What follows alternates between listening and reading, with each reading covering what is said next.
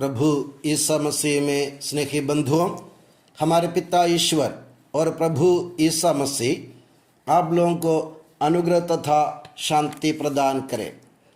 पुनरुत्थान पर्व के 6वें रविवार में हमारे मनन चिंतन का विषय है संत यूहन्ना का सुसमाचार, अध्याय 17 वाक्य 20 से 27। वाक्य 20 से 27 में प्रभु ईसा मसीह उनके चेलों द्वारा चुने गए लोगों को या उनके चेलों के सुसमाचार के घोषणा से विश्वास स्वीकार करने वाले लोगों के लिए विशेष रूप से अपने पिता ईश्वर से विनती करते हैं कि पिता ईश्वर उन्हें शांति और एकता के सूत्र में बांध दे। हमें याद रहे कि संत यूहन्ना के सुसमाचार का अध्याय 17 प्रभु ईसा मसीह के या महापुरोहित प्रभु ईसा मसीह की पुरोहिताई प्रार्थना का अध्याय के रूप में जाना जाता है। वैसे हम जानते हैं अध्याय 13 से लेकर 17 तक प्रभु ईसा मसीह के विदाई भाषण का हिस्सा है। प्रभु ईसा मसीह दुनिया से अपने चेलों को छोड़कर जाने से पहले अपने चेलों को अलग अलग बातों के ऊपर उनके मन को आलोकित करते हैं। अध्याय 13 से लेकर 17 तक प्रभु ईसा मसीह स्वयं जो इस दुनिया से विदा होने वाले थे अपने चेलों को समझा रहे थे अपने जीवन के बारे में, ईश्वर के राज्य के बारे में, पवित्र आत्मा के बारे में, एकता के बारे में, शांति के बारे में। और प्रभु ईसा मसीह के महापुरोहित प्रभु ईसा मसीह की जो पुरोहिताई प्रार्थना अध्याय 17 में है वो 3 चरणों में वह प्रार्थना प्रस्तुत की गई है। पहले चरण में अध्याय 17 वाक्य 1 से 10 तक हम देखते हैं कि प्रभु ईसा में खुद अपने लिए प्रार्थना करते हैं अपने पिता ईश्वर से कि तेरी महिमा तूने मुझे जो प्रदान की, तेरी महिमा मेरे ऊपर प्रकट कर ताकि संसार जान जाए कि तूने मुझे भेजा, मैं तुझ में हूँ और तू मुझ में है। और उसके दूसरे चरण में प्रभु ईसा मसीह अपने चेलों के लिए विनती करते हुए कहते हैं अब मैं संसार में नहीं रहूँगा मगर वे संसार में रहेंगे। अध्याय 17 वाक्य 11 से 19 प्रभु कहते हैं मैं उनको छोड़कर संसार छोड़कर जा रहा हूँ, वे संसार में रहेंगे, इसलिए तू अपने नाम के सामर्थ्य से उनको सुरक्षित रख क्योंकि वे इस संसार में हैं और संसार उनसे बैर करता है। और तीसरे चरण में प्रभु ईसा मसीह एक और कदम आगे बढ़ते हुए वाक्य 20 से 27 तक प्रभु पिता ईश्वर से एक विशेष विनती प्रस्तुत करते हैं उनके सामने कि पिता जो लोग मेरे चेलों की बात सुनकर उनके बखान सुनकर विश्वास स्वीकार करेंगे उनको भी तू एकता के सूत्र में बांध कर रख। और इसमें अध्याय 17 वाक्य 20 से 27 में एक वाक्य जो सबसे मार्मिक मुझे आज लग रहा मेरे प्यारे बंधुओं, जहाँ प्रभु ईसा मसीह दिल खोलकर अपने प्रभु ईश्वर के सामने, अपने पिता के सामने अपने दुनियागमन के मतलब और अपनी तीव्र इच्छा के बारे में प्रभु को, पिता ईश्वर को अवगत कराते हैं। प्रभु ईसा मसीह अध्याय 17 वाक्य 24 में कहते हैं पिता मैं चाहता हूं कि तूने जिन्हें मुझे सौंपा है वे जहां मैं हूं मेरे साथ रहें जिससे वे मेरी महिमा देख सके जिसे तूने मुझे प्रदान किया है, क्योंकि तूने संसार की सृष्टि से पहले मुझे प्यार किया।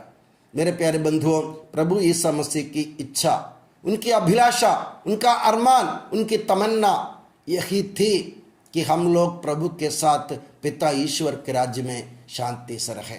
इसलिए प्रभु ईसा मसीह दुनिया में आए थे और प्रभु ईसा मसीह ने हम लोगों को हमेशा एकता के सूत्र में बांध कर रखना चाहा।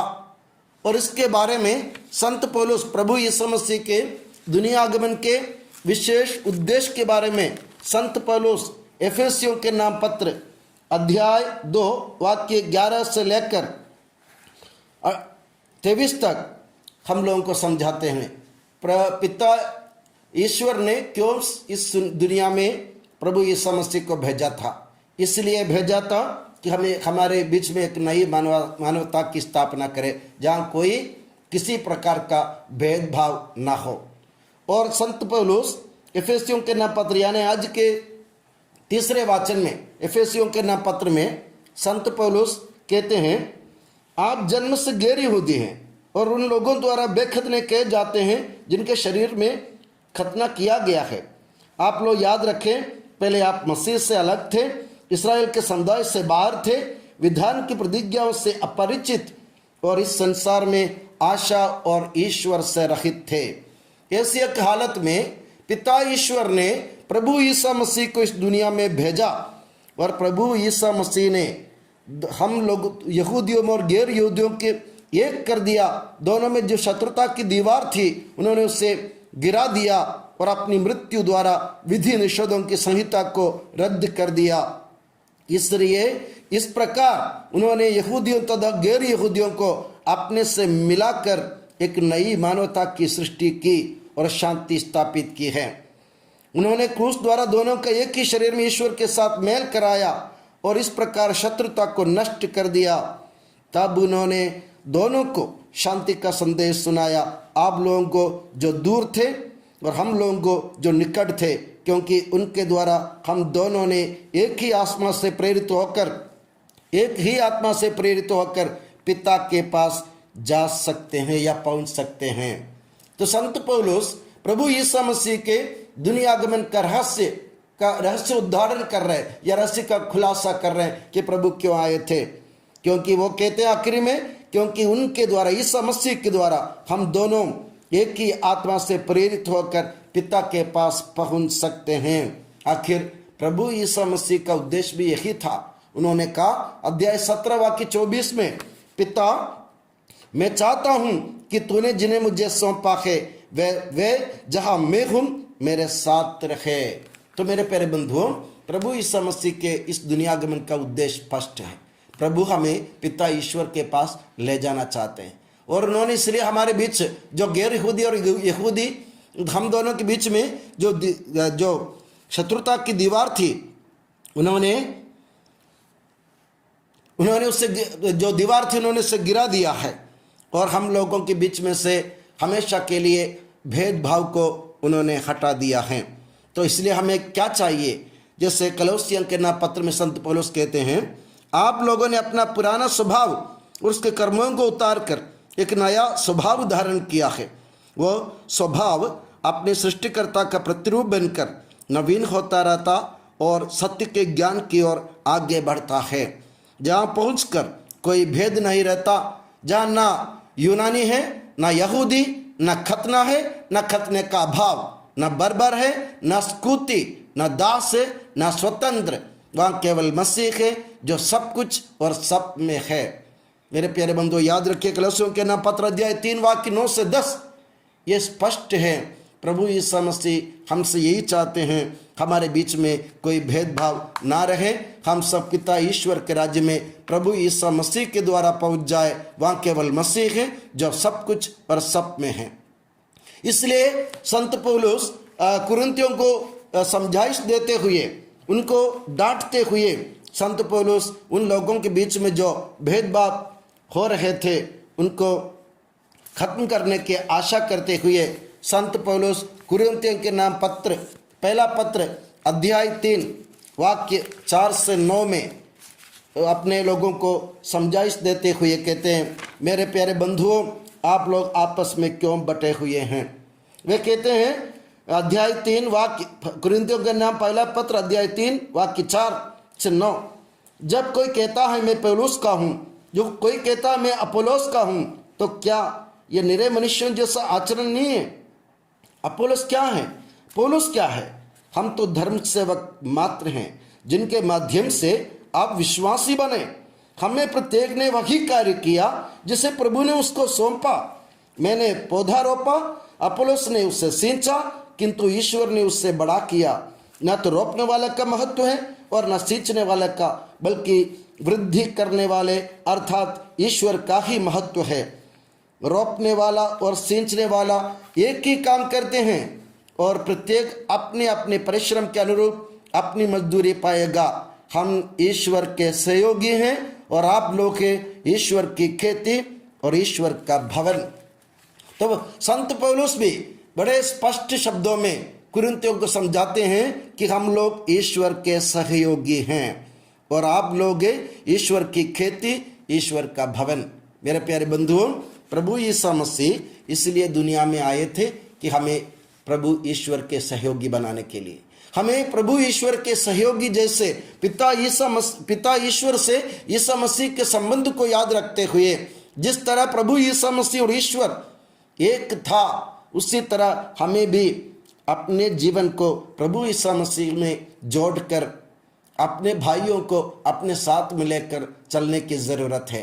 वहाँ ना कोई भेदभाव कभी नहीं रहेगा।